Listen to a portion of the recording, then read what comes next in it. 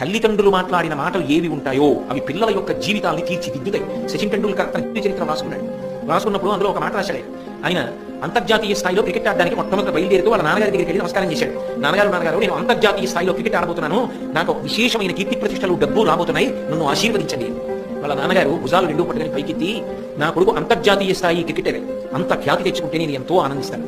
అంతకన్నా నాకు కావలసింది ఏమిటో తెలుసా? ఈ దేశం తలవంచుకోవలసినటువంటి పౌరుడు కాకుండా ఉంటే నాకు చాలు.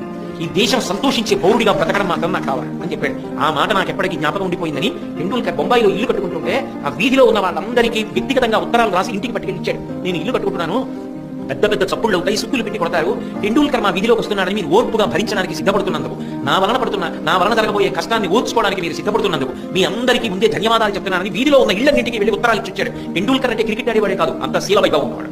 అందుకు అంత ఖ్యాతి గడించాడు మహానుభావుడు. తల్లిదండ్రులు చెప్పిన మాటలు పిల్లల్ని అలా తీర్చిదిద్దుతాయి.